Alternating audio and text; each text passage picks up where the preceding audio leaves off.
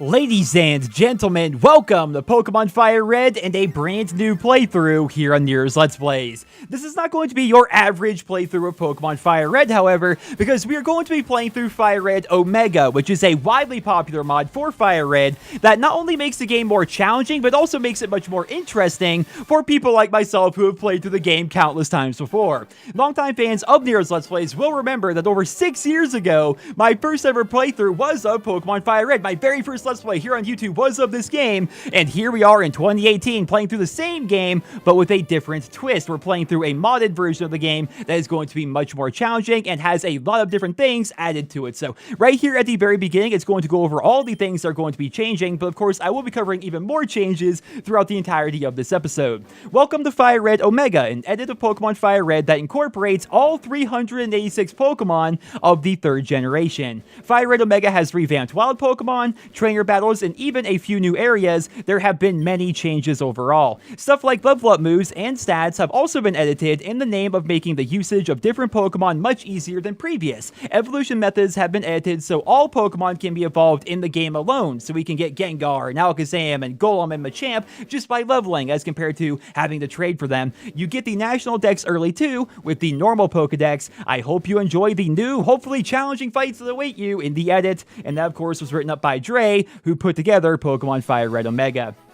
I am super excited to get this playthrough underway, guys. I know a little bit about the game. I'm going to come out and say this. I know a little bit about the early stages of the game. Like, I know the starters. I know where the old rod is. I have an idea of what I want to do to start off the series here. But by and large, I'm going through this game completely blind. Like, I've played through Fire Red many times in my life, but I've never played through Fire Red Omega. And so I'm super excited to get this underway. Hello there. Glad to meet you. Welcome to the world of Pokemon. My name is Oak. People affectionately refer to me as the Pokemon Professor. This world is inhabited far and wide by creatures called Pokemon. For some people, Pokemon are pets. Others use them for battling. As for myself, I study Pokemon as a profession. Goodness gracious, guys. Pokemon Red and Blue, in the United States anyway, the anniversary, the 20th anniversary for those games releasing is coming up, and I just feel so old. Like, I have done this starting screen so many times in my life, dating all the way back to when I was a kid, using my Game Boy Color, leaning up against the window on the car ride home so I could use the light from the streetlights to know how to play. It was just, oh my goodness. I am having so much nostalgia right now. It's been too long since I've played a Pokemon game. Tell me a bit about yourself. Am I a boy or a girl? Boy. Let's begin with your name. What is it? We're just gonna go with Nero. Just gonna go with that. I don't like to mix up my name too much in games. I just always go with the same thing pretty much. If you're interested in learning more about Fire Red Omega, by the way, of course, there's a link to all the info down below in the description. This is my grandson. He's been your rival since you were both babies. What was his name now? Gary. Come on, man. His name was Gary. Didn't you watch the cartoon, the anime? How does a grandfather who lives in a town that has 3 buildings, one of which being the building his grandson lives in, not know the name of his grandson? Makes no sense. Your very own Pokemon legend is about to unfold. A world of dreams and adventures with Pokemon awaits. Let's go. Oh, ladies and gentlemen, here we are. It has been too long since I've been to Pallet Town, and while we're here, is this already set up? Okay, it's still set up. So I set this stuff up on another save when I was making sure that the ROM and everything like that worked. I just want to make sure everything was set to fast. The first thing you do, the first thing you always do, is you go ahead and you grab yourself that potion out of the PC. You need to do it. You need to do it. So yeah, lots of things have been changed in this edit here. It's basically the same as Fire Red, but lots more Pokemon, more areas, much tougher battles. That's going to be a very big thing. So let's start this entire process here, and I'll explain on the way while we head over to Oak's office here. So every gym is going to have 6 Pokemon. And every gym is going to be much more difficult than you're used to, because not only do they have 6 Pokemon, but the AI is going to be a little bit better than normal, because they're not just going to cast Leer on you 3 times in a row, or Growl on you 3 times in a row. They're actually going to use counter moves to what you have, and apparently it's going to be much more difficult. Also, and I've only heard this, I haven't seen it, but once you get closer to, like, Viridian Forest and stuff, like, you're going to be facing Butterfrees, like, really early on in the game. Like, you're not going to be facing Caterpies and Weedles. The trainers you face are going to have, like, Butterfrees and Beedrills with good moves and stuff, so it's apparently going to be quite challenging. But back to the game here. Gramps, I'm fed up with waiting. Gary, let me think. Oh, that's right. I told you to come. Just wait. Here, Nero, there are 3 Pokemon here. Haha! I love how there's a random haha thrown in there. The Pokemon are held inside these Pokeballs. When I was young, I was a serious Pokemon trainer, but now in my old age, I have only these 3 left. I need to slow things down here a little bit. I've read through this stuff countless times in my life that I know it all by heart pretty much. You can have one. Go on, choose. Hey, Gramps, no fair. What about me? Be patient, Gary. You can have one too.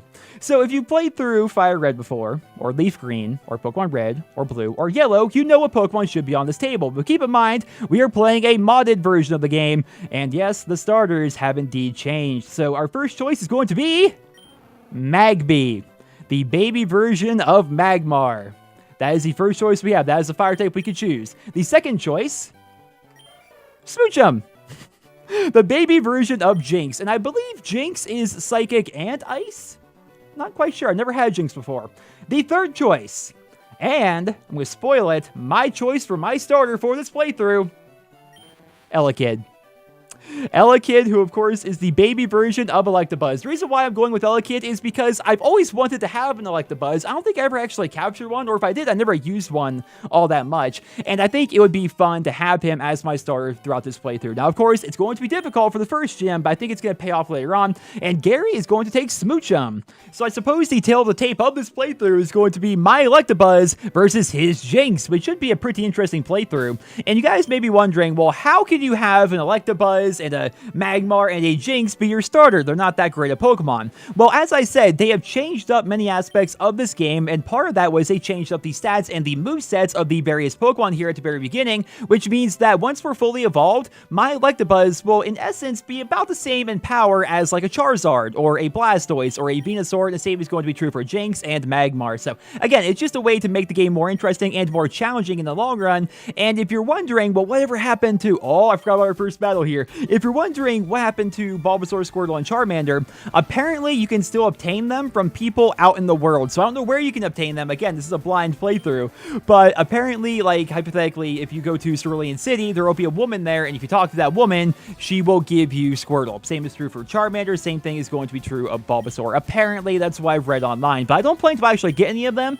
I plan to, in this playthrough, play with Pokemon that I'm not used to having really whatsoever. I think that's going to make this much more interesting. I have some ideas as to who I would like to take, though I don't want to spoil anything, but I would like to hear down there in the comments, what Pokemon do you think I should go for? How should I round out this team here? Again, I have some ideas, but of course, I'm always interested to hear what you guys think, but the only Pokemon so far that we're guaranteed to have would be Elekid. And of course, Electabuzz. And I'd love to hear what you guys think about my overlay as well. Most Pokemon games are good. They're made better with an overlay, but overlays are kind of messy sometimes. If you want the game to be full screen like I have right here, then things can get kind of messy when it comes to having a battle. Like, I can put the overlay in the battle itself. It looks kind of odd. I definitely plan to have the overlay... Oh, we're level 6 already.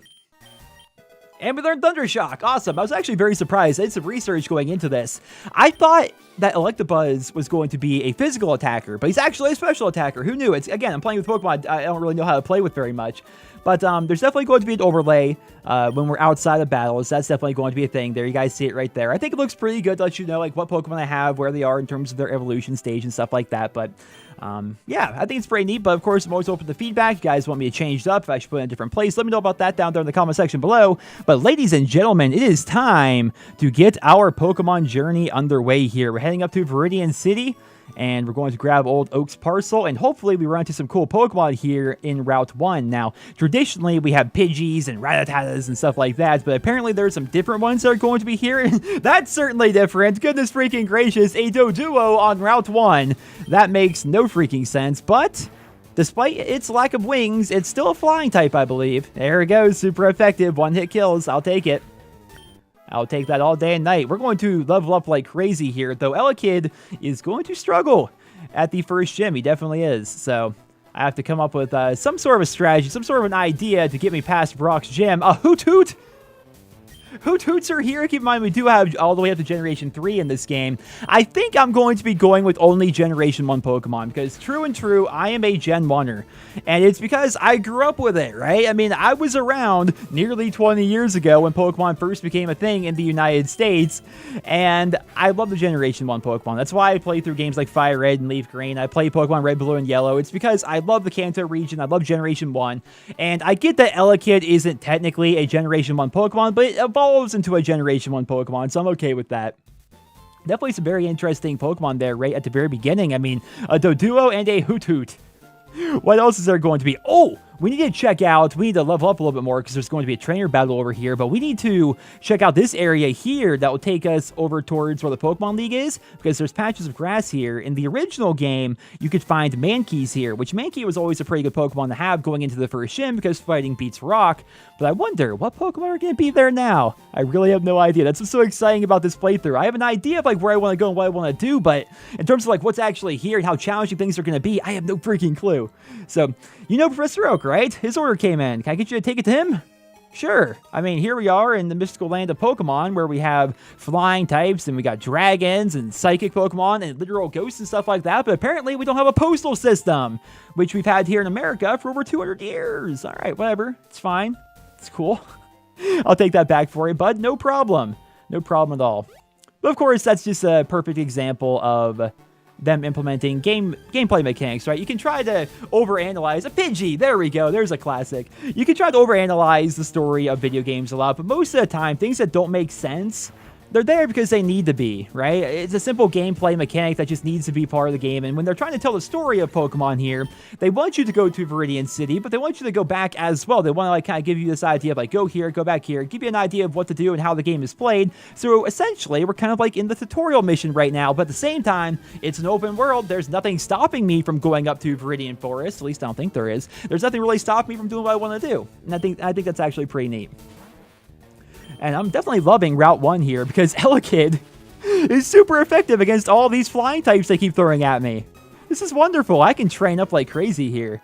Now, I considered when I was doing this, I'm like, okay, if I'm already going whole hog and I'm doing a modded playthrough of Pokemon, maybe I should do Nuzlocke. And Nuzlocke, for those who don't know, is kind of like a self-inflicted challenge. Let's go talk to my mom real quick. I want to see, I'm pretty positive in Gen 3, which is technically is, she's like a Pokemon Center. Yes, she is. All right, so with Nuzlocke, what you do is, whenever you enter a new route, you can only catch one Pokemon from that route, and it has to be the first Pokemon you find there. If your Pokemon faints, that is the same as your Pokemon dying. So you then need to take that fainted Pokemon and put it in your PC, which is basically the graveyard, and you have to keep on going that way. It's a super challenging way to play, but I've heard all the terrible stories about how difficult Fire Red Omega is, so I'm not in the business of trying to Nuzlocke this on a blind playthrough. Maybe some other day, but right now, no sir. Yes, it looks like my Pokemon is growing attached to me because I'm talented as a Pokemon trainer. What's that? You have something for me? Nero delivered Oak's parcel. Ah, it's the custom Pokeball. I had on order. Thank you. Gramps! Here comes old Gare Bear. I almost forgot. What'd you call me for? All right, I have a request for you two. On the desk there is my invention, the Pokedex. It automatically records data on Pokemon you've seen or caught. It's a high-tech encyclopedia. I've read this so many times in my life. I love this. Nero and Gary, take these with you. Sure thing. This is going to count as the national dex as well, correct? According to the intro screen? You can't get detailed data on Pokemon just by seeing them. You must catch them to obtain complete data. So, here are some tools for catching wild Pokemon. You received 5 Pokeballs. All right. When a wild Pokemon appears, it's fair game. Just throw a Pokeball at it and try to catch it. This won't always work, however. A healthy Pokemon can escape. You have to be lucky. Jeez, as if I don't have the problem with supply drops and Call of Duty as is. Now I gotta come play this game where it's all luck-based as well, although catching Pokemon is much easier than getting weapons in Call of Duty these days. To make a complete guide on all the Pokemon in the world, that was my dream. But I'm too old. I can't get the job done. So I want you two to fulfill my dream for me. Get moving, you two. This is a great undertaking in Pokemon history. Alright, Gramps, leave it all to me. Nero, I hate to say it, but you won't be necessary for this. I know, I'll borrow a town map from my sis. I'll tell her not to lend you one, Nero. Ha ha ha ha ha ha ha ha. You're a jerk, Gary. Not as much. Not as bad as the rival in the Generation 2 games. Like the red-haired guy, that guy was a much bigger jerk. But I'm just saying, alright, while we're overanalyzing Pokemon and talking about the fact that we don't have a postal system, does anyone else find it interesting that he has wanted to make a complete guide or a complete encyclopedia of all the Pokemon in the world ever since he was a kid, yet he has no information on any Pokemon ever made, besides the ones that I've seen in the 5 minutes this episode's been going on. It's weird, man. I've never actually completed a Pokedex. Let me know down there in the comments, have you guys ever completed a Pokedex? Because I never did. I have played through thousands of hours of Pokemon in my life. Now, admittedly, I haven't played the more recent games as much. I think the most recent one, this is Gary's sister, who is going to give us a town map. I played through the early games countless times. The most recent game I played through was Pokemon X. When that came out, I got a 3DS. Myself, my brother, Cypher, Wildcat, we all played together. Like, we'd be sitting there in the Skype call together, all playing our 3DSs. And of course, you can link up and like battle and stuff like that online. But mostly we're seeing a Ponyta? A Ponyta on Route 1? And so we played through that game, and I had a lot of fun with it. But that was the last Pokemon game I played, and I can't even tell you what ones I have played and have not played. I played pretty hardcore up until Generation 3, I'd say. But that's when I started getting a bit older. I started entering high school and stuff like that, and I just kind of phased out. I kind of stopped playing. Got into sports, got into console gaming.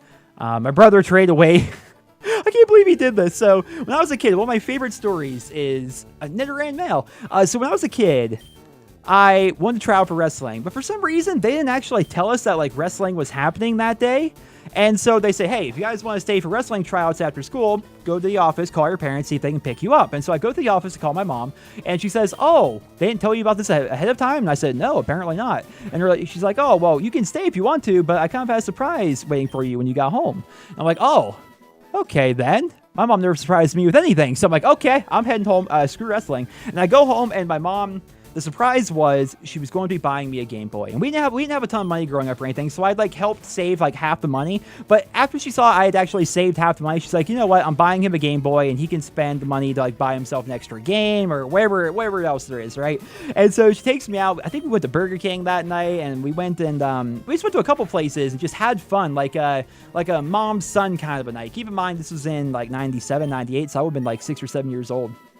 And we go to, I think it was a Walmart. I get myself a teal Game Boy Color, which was my favorite color. It is half blue, half green, but the best of both worlds, right?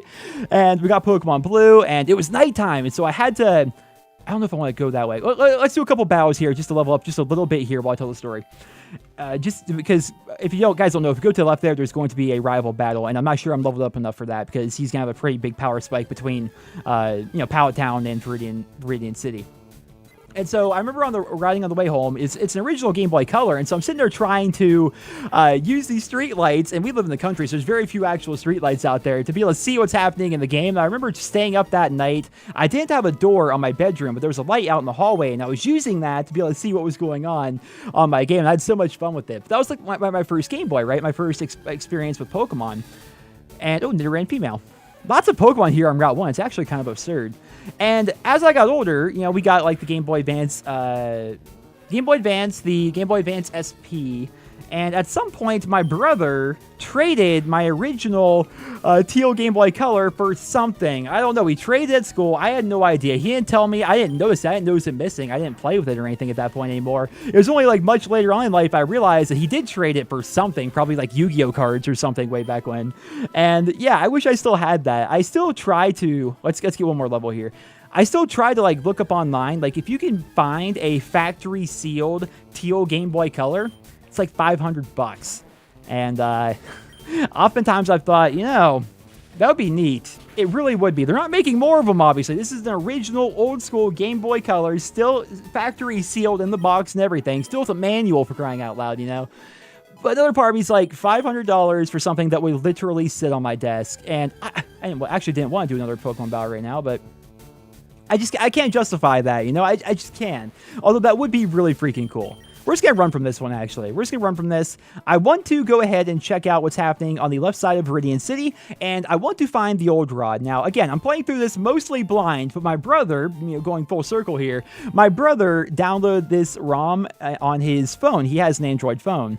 And that means he has emulators, and he played through it on his phone. He did give me the hint that you can find the old rod in Viridian City, which is going to help me get a Pokemon that I would really like to get. Well, now, I've had my coffee, and that's what I need to get going.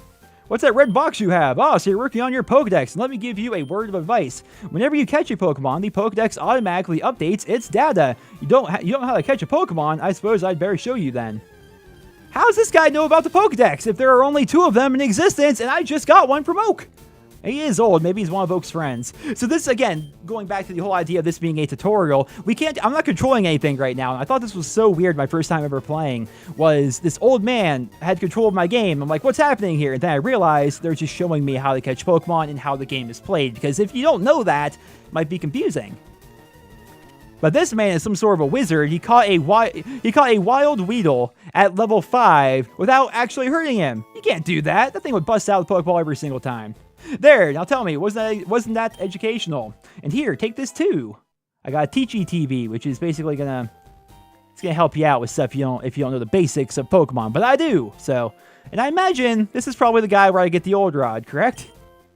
I'm the fishing guru. I simply love fishing. I can't bear to go without. Then why are you here, dude? There's like no water anywhere around here. Tell me, do you like to fish? Yes, of course.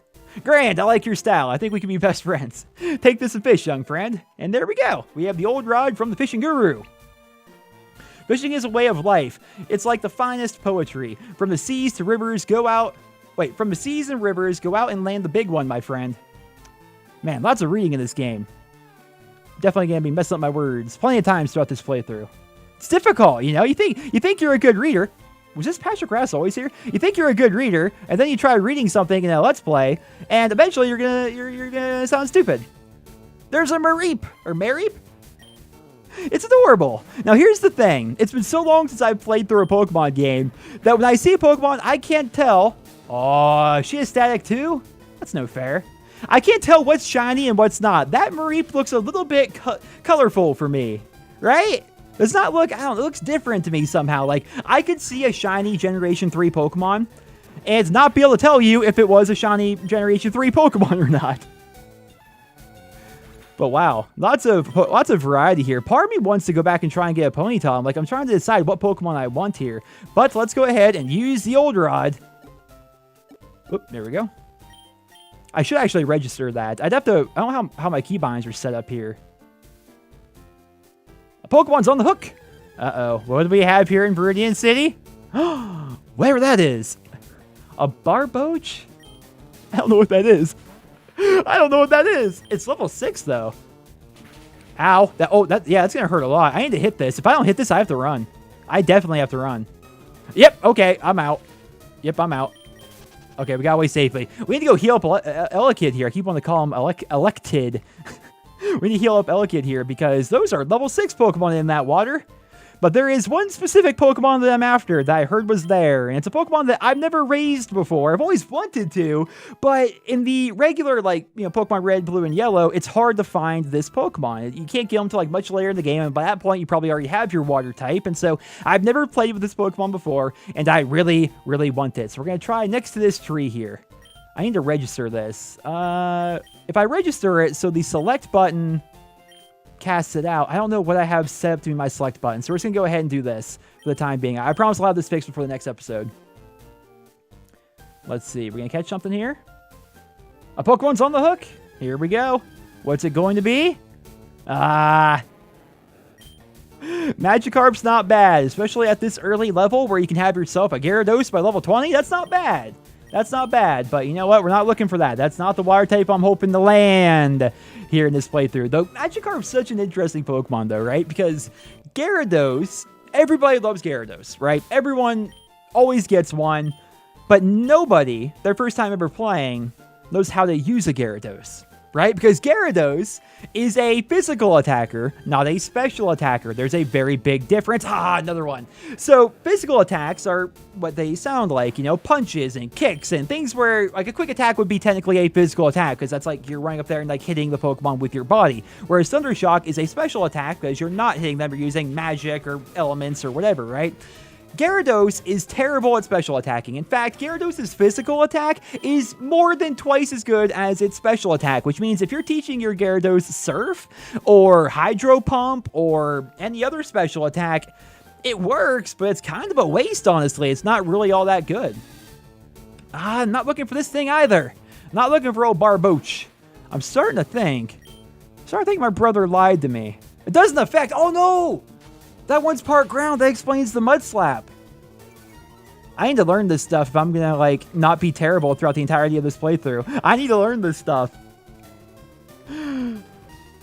Because the Brock, for example, Brock will indeed have Pokemon that aren't in Gen 1. He's not going, oh, I would miss. I would miss. Don't you die on me. Okay. Well, now we're risking it. You know what? You know what? I'm not bowing to this thing. I'm not bowing to it. We're going to potion up right here and now, and we're getting back into the fight. Although he's going to keep lowering my accuracy, so I'm probably just going to miss and miss and miss. It might, oh, especially after that critical hit. Might be best just to actually leave. Yeah, we're just going to leave. We're just going to leave. Those things are freaking mean. They really are. All right, so I'm giving it one more go, and then we're going to move on. Because apparently there's a Pokemon here that I really want to get that you can fish up right here. But I'm not finding him. That's not him either. Maybe, I don't know. Maybe my brother lied to me. I'm not entirely sure. We're going to move on. We're going to move on. We're going to go talk to our rival. And then we're going to jump ahead in the video. Actually, better yet. We're going to jump ahead right here and now after I heal up Elekid here. Because I want to see. I'm going to fish a little bit more, but I don't want to sit here and, fish for 30 minutes here in this episode. So I'm going to jump ahead in the video, and we're going to see if that Pokemon actually appears or not. There it is! There it is! It makes perfect sense! Staryu, ladies and gentlemen, is the Pokemon that I am after. And I was sitting there for like, I don't know, 5 minutes or so, just fishing nonstop up in Viridian City. And I thought, wait a minute, why would a Staryu be in a pond in Viridian City? Makes no sense. So I ran down to Palatown, went to the ocean, because for those who don't know, Palatown is right above the ocean.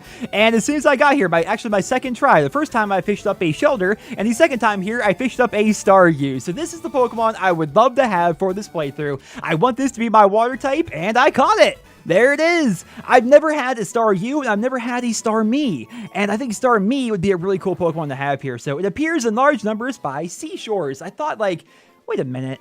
Why would Staryu be in a lake? It would be out in the ocean, right? So I went down here. At night, its central core flashes with a red light. So this is going to be my water type for this playthrough. That's one of the Pokemon going into this series I knew I just had to have. Oh, we can actually talk to our mom and have our mom be the Pokemon Center, essentially. So I knew I wanted to have this one. Starmie is a pretty cool Pokemon.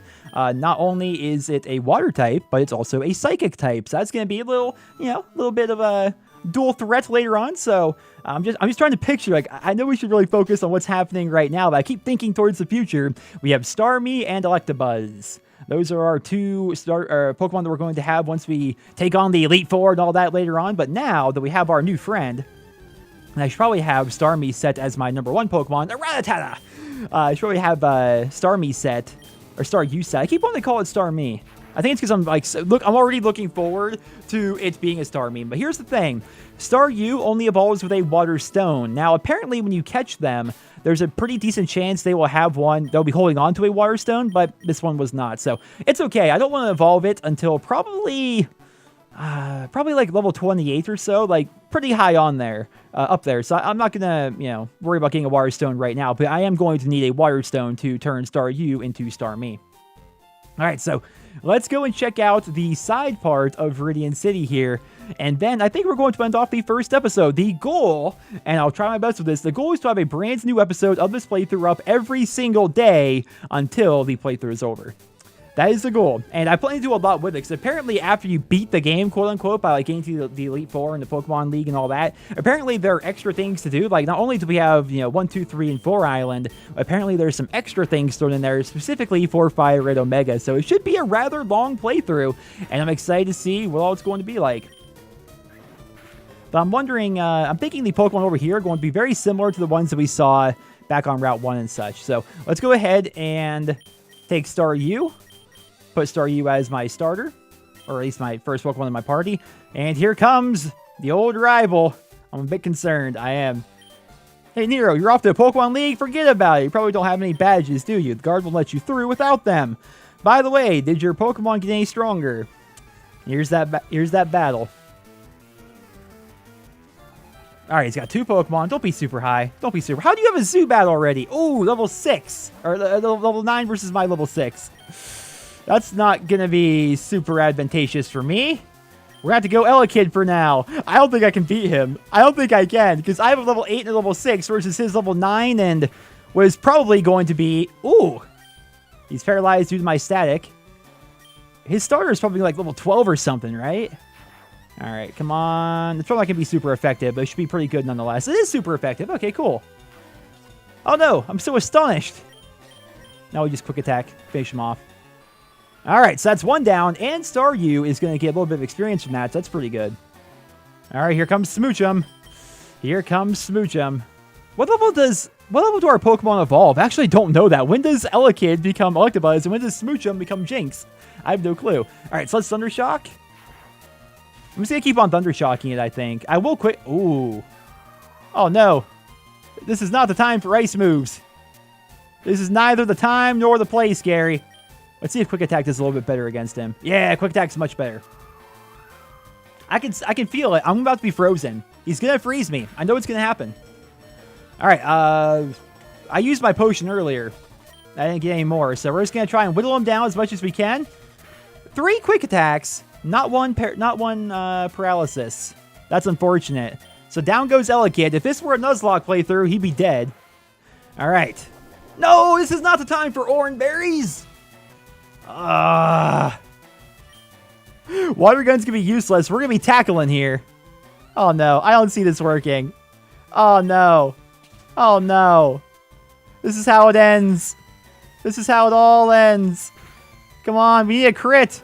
We need a crit. Big crits. Miss. Oh, Staryu. All right.